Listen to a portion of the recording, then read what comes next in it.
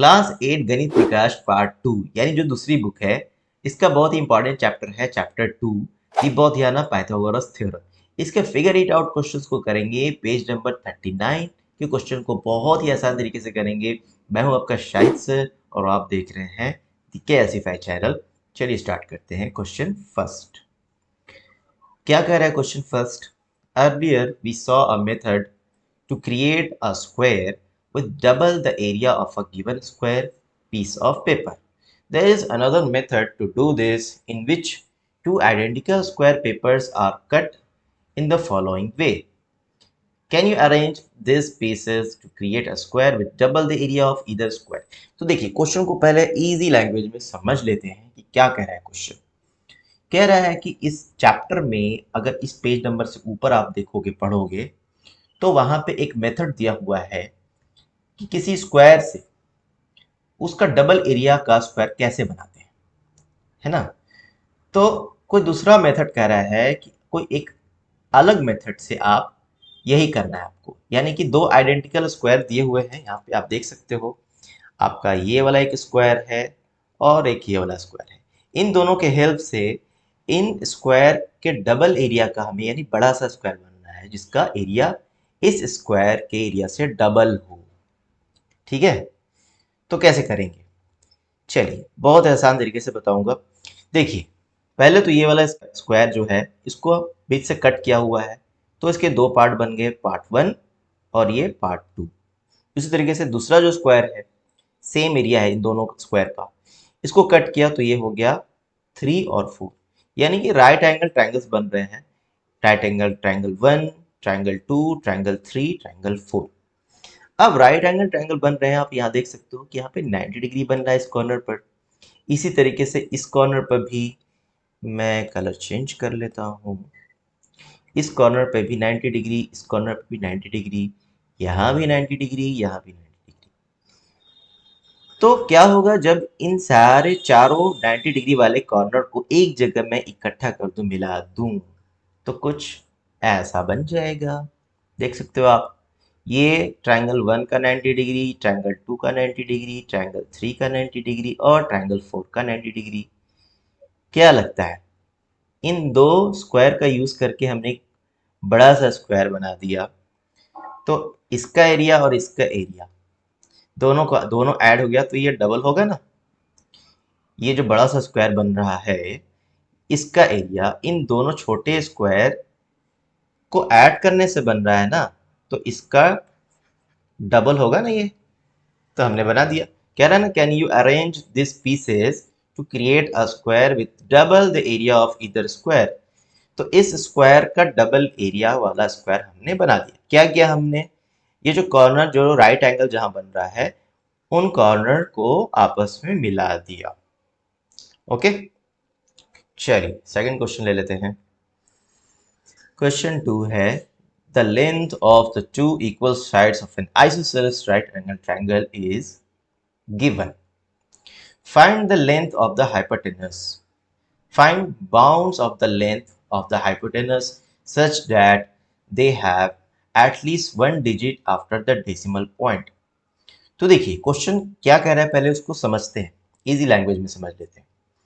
कह रहा है कि जो लेंथ है ना, टू साइड्स इक्वल है isosceles triangle, isosceles right angle triangle, यानी इस तरीके से राइट एंगल ट्रायंगल है, इस तरीके से, और इसके दो साइड्स इक्वल हैं, आइसोसेलेस है यानी ये दो इक्वल है। इन दोनों का वैल्यू दिया हुआ है 3। ठीक है, तो देखिए कुछ इस तरीके से है। ये हमने बना लिया राइट एंगल ट्रायंगल, और ये दोनों साइड जो हैं वो इक्वल हैं और दोनों का वैल्यू दिया हुआ है 3। अब कह रहा है कि हाइपोटेनस क्या होगा। हाइपोटेनस ये होता है ना, इसका लेंथ पूछ रहा है कि क्या होगा। और उसके बाद कह रहा है जब हाइपोटेनस आ जाएगा तो कह रहा है find bounds on the length of the hypotenuse such that they have at least one digit after the decimal point. तो ये अभी आपको हो सकता है समझ में नहीं आ रहा होगा कि ये क्या बोल रहा है। तो चलो पहले क्या करते हैं ना, हाइपोटेनस को हम कैलकुलेट कर लेते हैं, फिर ये भी आपको one step by one step आपको समझ में आ जाएगा ये चीज। चलिए, तो हाइपोटेनस को फाइंड करने के लिए हमारे पास पाइथागोरस थ्योरम है। ठीक है, या फिर उसको द गॉडियाना पाइथागोरस थ्योरम भी कहते हैं, जो हमारे चैप्टर का नाम है। ठीक है, क्या है, ये है फॉर्मूला, हाइपोटेनस का square is equal to perpendicular square plus base square, या फिर इसको ऐसे भी लिखते हैं c square is equal to a square plus b square, where hypotenuse हमारा सी होता है, ये होता है हमारा ए परपेंडिकुलर, और बेस को हम लिखते हैं बी से डिनोट करते हैं। ठीक है, तो ए हमारा दिया हुआ है 3, बी दिया हुआ है 3, सी हमें कैलकुलेट करना है जो हमारा हाइपोटेनस है। ठीक है, तो चलो लिख लेते हैं। यहां से ये फॉर्मूला कुछ इस तरीके से हो जाएगा, c इज इक्वल टू, इस पावर 2 को इस साइड भेजा तो स्क्वायर रूट में चेंज हो जाता है। ठीक है, अब वैल्यूज पुट कर देंगे, a का वैल्यू 3 है और b का वैल्यू भी 3 है। 3 स्क्वायर प्लस 3 स्क्वायर हो जाएगा 3 स्क्वायर 9 प्लस 9, 3 स्क्वायर की जगह पे हमने 9 लिख दिया, 9 को 9 में ऐड करेंगे तो होगा 18। c इज इक्वल टू क्या आ गया, स्क्वायर रूट ऑफ 18। अब 18 जो है ना, 18 हमारा परफेक्ट स्क्वायर नंबर नहीं है, तो इसका स्क्वायर रूट कैसे करेंगे, यही चीज कह रहा है यहाँ पे, find bounds on the length of the hypotenuse such that they have at least 1 digit after the decimal point. अब इसको हमें अप्रोक्सीमेट करना है, एस्टिमेट करके इसका वैल्यू फाइंड करना है स्क्वायर रूट 18 का। तो नेक्स्ट स्लाइड में करते हैं इसको। तो सी हमारा क्या आ गया, स्क्वायर रूट ऑफ 18। अब आप बताइए कि 18 जो है स्क्वायर रूट ऑफ 18, उसको हम कुछ इस तरह से ले सकते हैं, क्योंकि 18 से जस्ट पहले हमारा जो परफेक्ट स्क्वायर नंबर है वो क्या होगा, 16। 16 परफेक्ट स्क्वायर होता है, और 18 से बड़ा परफेक्ट स्क्वायर नंबर क्या होगा, 25। ठीक है, ऐसे लिख सकते हैं, square root of 18 is greater than square root of 16 and square root of 18 is less than square root of 25। अच्छा, ये भी क्वेश्चन आप लोग को अराइज हो सकता है कि ऐसे क्यों नहीं लिखा हमने ऐसे क्यों नहीं लिखा, वो इसलिए नहीं लिखा कि 17 और 19 तो परफेक्ट स्क्वायर है नहीं, हमें एस्टिमेट करके इसका वैल्यू फाइंड करना है। अगर हम यही लिख देंगे तो फिर इन दोनों का ही वैल्यू हमें नहीं पता, तो हम स्क्वायर रूट ऑफ 18 कैसे भला पता करेंगे, है ना। लेकिन स्क्वायर रूट ऑफ 16 हमें पता है, स्क्वायर रूट ऑफ 16 होता है 4 और स्क्वायर रूट ऑफ 25 होता है 5, यानी कि स्क्वायर रूट 18 का वैल्यू जो आएगा वो 4 और 5 के कहीं बीच में है।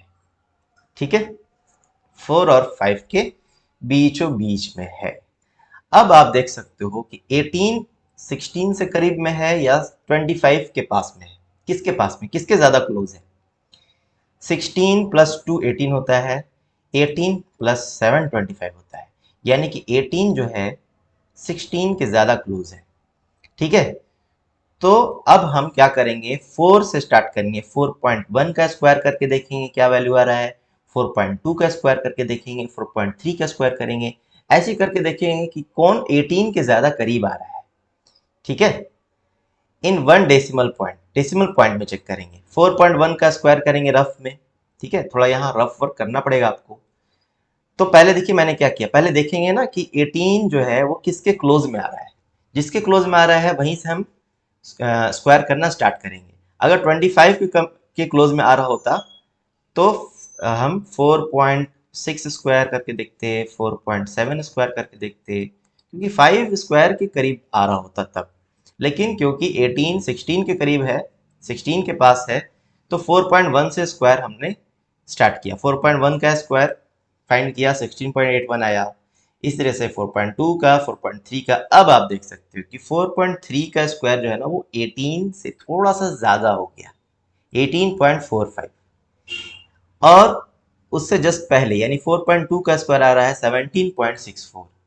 इससे क्लियर हो गया कि जो हमारा रूट 18 आएगा वो किसके किसके बीच होगा, 4.2 और 4.3 के बीच में। ये हो गया हमारा आंसर।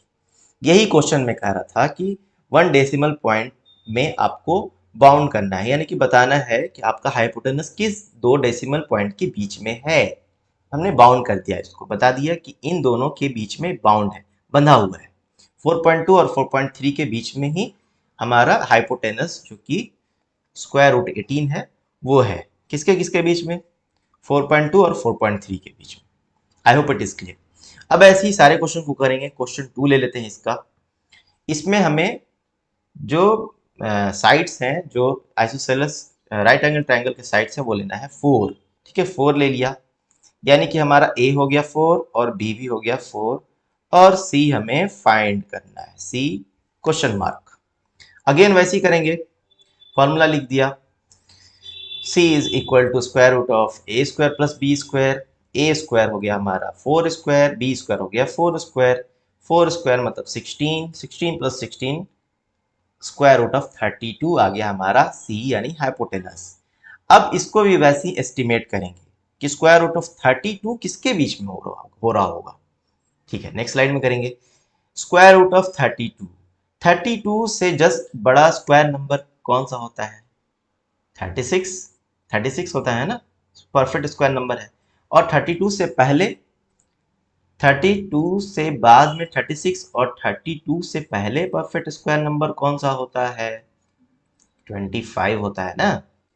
ठीक है, तो इसको ऐसे लिख सकते हैं ना, square root of 25 is less than square root of 32 is less than square root of 36। ठीक है, इसी चीज को यहाँ लिखेंगे, लिख दिया। अब स्क्वायर रूट ऑफ 25 हो जाएगा 5 और सॉरी ये मिसप्रिंट है, यहाँ 32 होगा, और स्क्वायर रूट ऑफ 36 हो जाएगा 6। ठीक है, अब इसमें भी वैसे ही एस्टिमेट करेंगे। अब आप ये देखो कि 32 किसके करीब है, किसके पास में, 36 के पास में है या 25 के पास में है? 32 प्लस 4 करेंगे तो 36 आ रहा है, यानी 4 डिजिट इससे पीछे है ये। और ये कितना पीछे है? ये है 7 डिजिट पीछे है ना, यानी कि 32 36 के क्लोज में है। ठीक है, तो 36 यानी 6 के पास वाले डिजिट का ही हम स्क्वायर करके देखेंगे। जैसे 5.5 से स्टार्ट किया, 5.1 से स्टार्ट नहीं किया जैसे कि प्रीवियस क्वेश्चन में किया था, 4.1 से स्टार्ट किया था। वो इसलिए किया था 4.1 से स्टार्ट क्योंकि वहां पे 18 जो है ना वो 16 के ज्यादा क्लोज था एज कम्पेयर टू 25। लेकिन यहाँ पे 32 जो है वो 36 के क्लोज में है, तो 5.5 से स्टार्ट करेंगे जो कि 6 के पास जाएगा, 5.5 फिर 5.6 का स्क्वायर फिर 5.7 का स्क्वायर। ऐसे में क्या होगा ना कि आपका रफ वर्क कम हो जाएगा, आपका टाइम कंजप्शन जो है वो कम हो जाएगा, आप जल्दी सॉल्व कर लोगे।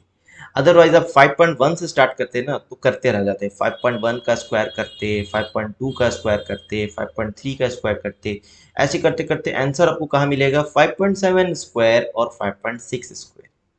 आप देख सकते हो कि 5.7 का स्क्वायर 32 से थोड़ा सा ज़्यादा आ रहा है और 5.6 का स्क्वायर 32 से जस्ट थोड़ा सा पहले है, यानी कि स्क्वायर रूट ऑफ 32 किसके किसके बीच में बाउंड हो गया? 5.6 और 5.7। ये हो गया आपका इसका आंसर। ओके, यानी कि हम एस्टिमेट करके स्क्वायर रूट फाइंड कर रहे हैं, एग्जैक्ट फाइंड नहीं कर रहे हैं, हम जस्ट बाउंड्री बता रहे हैं कि किसके किसके बीच होगा। Decimal point, 1 decimal point, 5.6 1 decimal point है, 5.7 1 डेसिमल पॉइंट है, इन दोनों के बीच में स्क्वायर रूट ऑफ 32 जो कि हमारा हाइपोटेनस है वो लाई करेगा। Okay, clear. चलिए फटाफट थर्ड क्वेश्चन ले लेते हैं इसका। इसमें हमें जो आइसोसेलेस ट्रायंगल के जो दो इक्वल साइड्स हैं उसको लेना है 6। ठीक है, तो ए हो गया हमारा 6, बी हो गया 6 और सी हमें फाइंड करना है। अगेन सेम फॉर्मूला लिखेंगे, पाइथागोरस थ्योरम लिखेंगे, बाउदियाना Pythagoras theorem, hypotenuse square is equal to perpendicular square plus b square base square, c square is equal to a square plus b square. अब इसको सॉल्व कर लेंगे। Again 6 square plus 6 square यानी 36 plus 36 square root of 72 आ गया हमारा सी। सी क्या आ गया? Square root of 72। अब स्क्वायर रूट ऑफ 72 जो है उस वो किन दो परफेक्ट स्क्वायर नंबर के बीच में, यानी 72 से बड़ा परफेक्ट स्क्वायर नंबर क्या होता है बताइए? 8 8 64 होता है, 9 8 8 64, 9 9 81। 64 और 81 दो परफेक्ट स्क्वायर नंबर के बीच में हमारा लाई कर रहा है 72। तो square root of 64 is less than square root of 72 is less than square root of 81। Square root of 64 हो जाएगा हमारा 8, स्क्वायर रूट ऑफ 72 और फिर ये 9। अब यहाँ पे आप बताइए कि 72 81 से क्लोज में है या 64 से क्लोज में है। 72 प्लस 9 करेंगे तो आता है हमारा 81। 64 प्लस 8 करेंगे तो आता है 72, यानी कि 64 के क्लोज में है। तो 8.1 का स्क्वायर से स्टार्ट करेंगे। 8.1 8.1 से करेंगे अगर ना,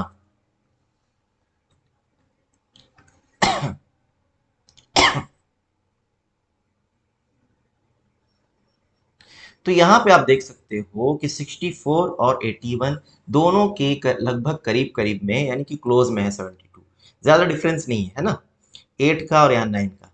तो यहाँ पे हमें स्टार्ट करना पड़ेगा।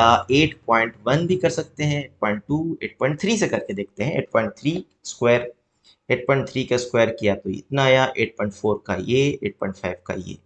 तो 72 किसके किसके बीच में आ रहा है? इसके और इसके बीच में, क्योंकि ये 72 से छोटा ही है और ये थोड़ा सा बड़ा हो गया। तो स्क्वायर रूट ऑफ 72 हो गया हमारा बिटवीन 8.4 एंड 8.5। ठीक है, इसके बाद भी दो क्वेश्चन हैं, क्वेश्चन 5, 4 एंड 5। तो उसको मैं नहीं कर रहा हूँ, आप लोग खुद से कर लेना। और अगर डाउट होता है तो नीचे कमेंट बॉक्स में आप पूछ सकते हो। और कमेंट बॉक्स और डिस्क्रिप्शन बॉक्स में मैं टेलीग्राम और व्हाट्सएप ग्रुप के लिंक भी दे दूंगा, वहाँ से आप ग्रुप को ज्वाइन कर लो। वहाँ पे आप मुझे फ्रीली कोई भी डाउट हो आप मुझसे पूछ सकते हो, मैं वहाँ पे आपको क्लियर कर दूंगा। ठीक है, और इसके बाद के जो क्वेश्चन है, फिगर इट आउट क्वेश्चन हैं इस चैप्टर के, उसके वीडियो की लिंक भी मैं नीचे कमेंट बॉक्स में और डिस्क्रिप्शन बॉक्स में डाल दूंगा। मिलते हैं नेक्स्ट वीडियो में। वीडियो से कुछ भी फायदा हुआ है तो प्लीज़ चैनल को सब्सक्राइब करो और वीडियो को लाइक करो। बाय।